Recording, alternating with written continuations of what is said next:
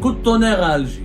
Coup de tonnerre à Alger, les autorités algériennes ont décidé de réagir et de démentir les informations qui affirment le boycott du commerce, de toutes les opérations de commerce extérieur avec la France. Le démenti, en fait, il est pire que le mensonge. En lui-même, au moins, ils ont voulu démentir un mensonge. Mais en fait, ils auraient vraiment dû continuer à mentir. Un démenti catégorique à ces informations erronées et totalement infondées concernant des allégations mensongères colportées par l'ancien ambassadeur de France à Alger dans son délire haineux et coutumier à l'égard de l'Algérie au sujet de prétendues mesures restrictives au commerce. Ils font référence à monsieur Xavier Driancourt, qui les énerve tellement. Xavier Driancourt, il les énerve, c'est lui qui a fait un tweet, il a partagé sur les réseaux sociaux le fameux document dont nous avons parlé hier. Moraha, Le Figaro, il a fait un article, ensuite Europe 1, tous les médias français commencent à parler de ce boycott de l'Algérie décidé contre la France. D'ailleurs, comme pour l'Espagne, ce n'est pas le gouvernement algérien qui a décidé, c'est la BEF, c'est une association. Mais c'est ça là,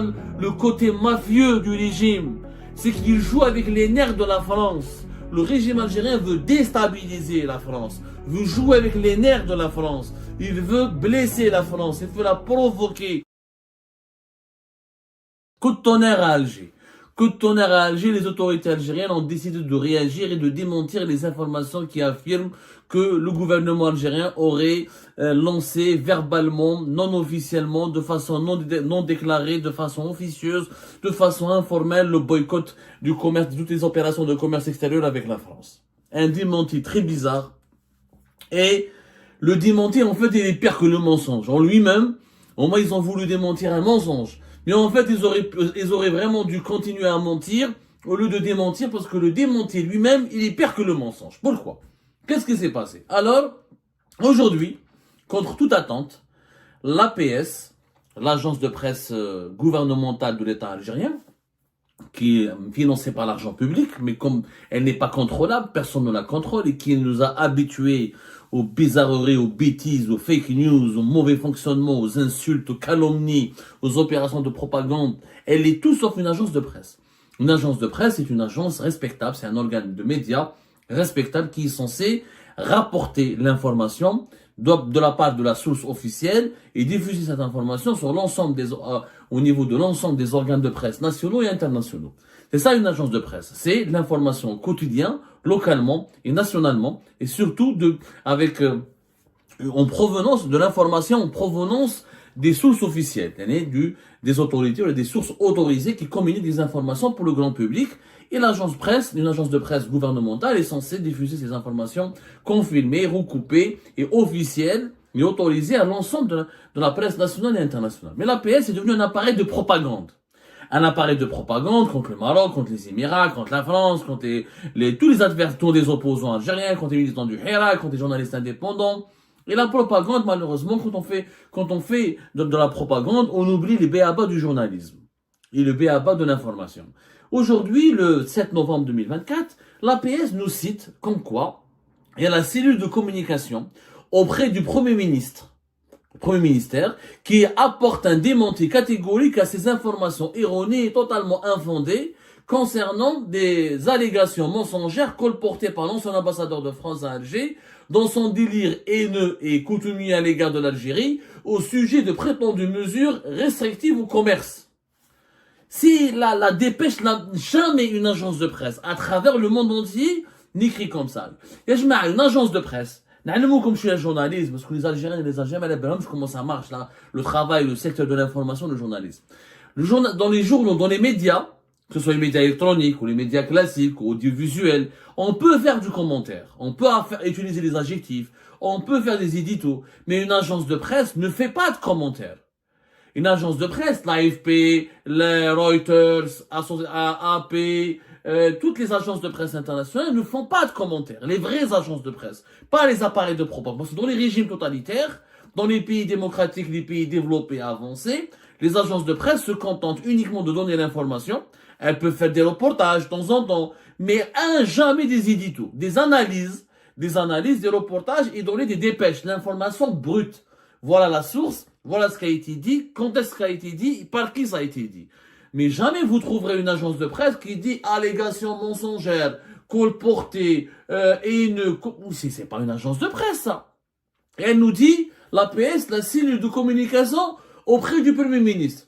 حنا le Premier ministre هذا déjà jamais ما شفناه. Nadir Arbewi Hadaya, depuis qu'il est Premier ministre, ça fait une année, lui-même ne travaille même pas. Il fait pas de déclaration, il fait pas d'interview, il fait pas de conférence de presse, il fait aucune sortie sur le terrain, il est quasiment absent. وهضرنا عليها سبحان الله اليوم le 7 novembre, on a dit que Nadir Arbewi il a envie de se tailler, il a envie de tout claquer, il a envie de partir parce qu'ils se sont humiliés, il est déprimé, il sert à rien, il sait que les conseillers de Tebboune font plus de travail que lui, les meilleurs dossiers, les plus importants de dossiers sont au niveau des conseillers de Tebboune et pas à son niveau. Déjà, le Premier ministre lui-même, il est absent. Oui, سمعنا بها la cellule de communication auprès du Premier ministre. Jamais ما سمعت بها.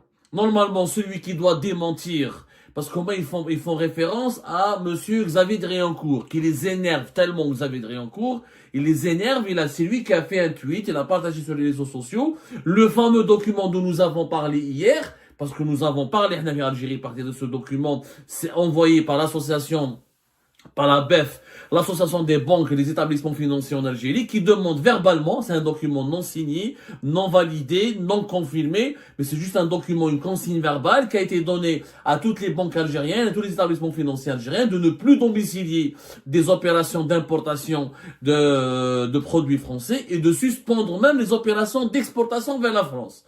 C'est une information qui n'est pas nouvelle, puisque on en a parlé, في Algérie pas depuis depuis le début du mois d'octobre. Ça fait plus d'un mois que les actions de boycott des opérations de commerce extérieur avec la France ont commencé avec le régime algérien. On a comme les détails. On a fait un article sur l'Algérie Party, on a fait même une vidéo, une émission, on a expliqué, même il y avait l'agence Reuters qui en a parlé.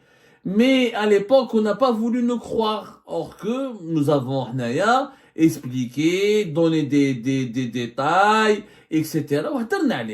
Vraiment, on a parlé pour démentir. Le gouvernement algérien, il est naturellement en son droit de démentir. Il est en son droit. L'information le 4 octobre. Une semaine plus tard, 5-6 jours plus tard, c'est l'agence Reuters qui a parlé du boycott de l'Algérie, des importations françaises, à commencer par le blé français. On en parlera de la réaction des autorités françaises. Donc c'est une vieille information. Cette fois-ci, ce qui est nouveau, c'est qu'il y a eu une consigne verbale. Au départ, depuis le 4 octobre, c'était des consignes téléphoniques, des instructions verbales. La BEF, l'association des banques et des établissements financiers, elle a fait un document, mais sans le signer, sans le cacheter, ils l'ont envoyé à l'ensemble de leurs banques, de leurs membres, qui sont les banques et les établissements financiers agréés en Algérie. Chose, elle n'a pas le droit de le faire, mais la BEF, depuis des années, c'est elle qui donne des instructions aux banques concernant la gestion de certaines opérations de commerce extérieur et concernant la gestion de certains dossiers qui relèvent des activités bancaires. Alors normalement, une association n'a ni les prérogatives, ni les attributions, ni les missions de donner des instructions. Dans aucun pays au monde, Jam'iyya te met des ordres. Une association ne peut pas donner des ordres. Une association, elle est là pour défendre des intérêts. Mais elle n'est pas une autorité. Elle n'a aucun pouvoir pour donner des instructions et des ordres. Ça, c'est une autre anomalie sur laquelle on a parlé. Donc, l'APS a voulu démentir. Qui chef oblique, Xavier Driancourt, il a repris cette information. Moraha, Le Figaro, il a fait un article. Ensuite, Europe 1, tous les médias français commencent à parler de ce boycott de l'Algérie décidé contre la France, de ces sanctions très sévères, économiques et hostiles décidées par l'Algérie avec la France. Plusieurs médias, La Voix du Nord par exemple, l'un des derniers médias français qui ont parlé de cette histoire, La Voix du Nord qui dit dans un article l'Algérie sur le point de rompre ses relations commerciales avec la France. Donc ça a créé un scandale médiatique et politique. Xavier Driancourt, il a tweeté, il a dit, pour remercier la France, l'Algérie décide de bloquer toutes les importations françaises et les exportations vers la France. Nous sommes décidément aveugles. Donc, voilà, l'APS a réagi en citant qui? En citant le Premier ministère. D'abord, ce n'est pas au Premier ministère de démentir. Il y a la cellule de communication auprès du Premier ministère, jamais bien. C'est la première fois que cet organisme, que cette instance réagit. Celui qui doit réagir, c'est le ministère du Commerce. Tout ce qui relève de l'importation et des exportations et de l'importation, c'est le ministère du Commerce. Et la réglementation bancaire et les opérations de domiciliation, les opérations d'importation, d'exportation, c'est les banques. Donc c'est la Banque d'Algérie. La Banque d'Algérie, c'est le ministère des Finances. Donc c'était au ministère des Finances, à la Banque d'Algérie ou au ministère du Commerce de réagir et de dire cette information, elle est fausse ou pas. Ce n'est pas au Premier ministère, à la cellule de communication du Premier ministère. Deuxièmement, le démenti n'explique rien. Le démenti, il n'y a que des insultes. Des insultes contre Xavier Driancourt, des insultes, comme c'est des voyous, je m'arrête la PS. ولات محشاشة. ولات محشاشة، ولات قهوة، يعني les voyous، يجوا شغل ما تاع جماعة تاع الشيشة وتاع الشراب حاشا، كنت برنا ولات هذه la PS. Mais c'est une honte absolue, une agence financée par l'argent public. Si vous voulez faire un démenti, faites-le professionnellement.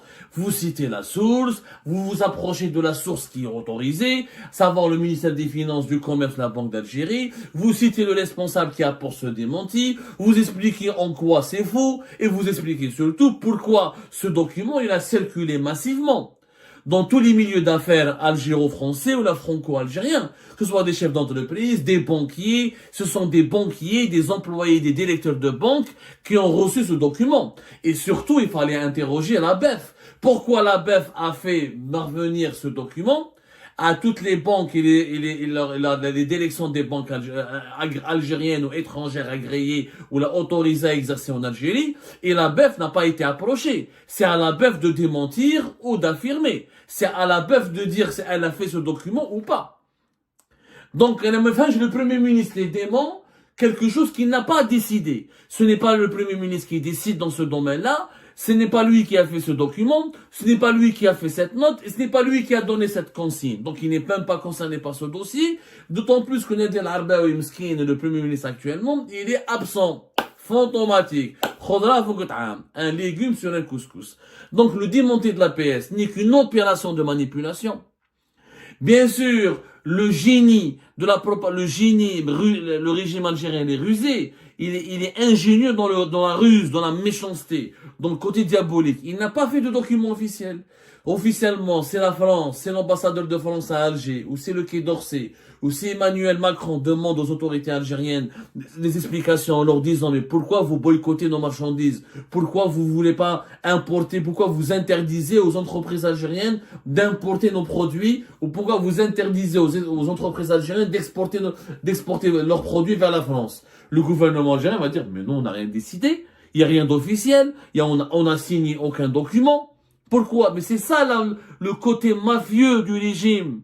C'est qu'il joue avec les nerfs de la France. Le régime algérien veut déstabiliser la France, veut jouer avec les nerfs de la France. Il veut blesser la France, il veut la provoquer, il veut l'inquiéter, il veut la terrasser par un procédé diabolique. Il n'y a pas de document officiel. On a effectivement, on le dit depuis le 4 octobre. Algérie part le dit depuis le 4 octobre. Il n'y a pas de document officiel. Le gouvernement algérien n'a adopté aucun document officiel. D'ailleurs, comme pour l'Espagne, ce n'est pas le gouvernement algérien qui a décidé, c'est la BEF, c'est une association. C'est ça le côté rusé, c'est que si demain on veut juger l'État algérien, ou là on veut lui demander des comptes, ou là on veut lui demander des explications, il voulait que moi j'ai rien dit aux banques, je n'ai rien interdit. La BEF c'est pas un organisme officiel. Elle n'est pas rattachée à l'État. C'est une association indépendante de l'État. Si les banques ont suivi leur association, ça n'engage que les banques. C'est comme ça que l'État algérien se déresponsabilise. Le régime algérien ne s'implique pas. Il reste il reste derrière le rideau à tirer les ficelles de la manipulation et il gère sa guerre contre la France comme il l'a fait contre l'Espagne de façon mafieuse, pas de façon déclarée, en violant toutes les lois. Parce qu'il n'y a aucune loi qui autorise la BEF à une association à donner des ordres et des instructions aux banques.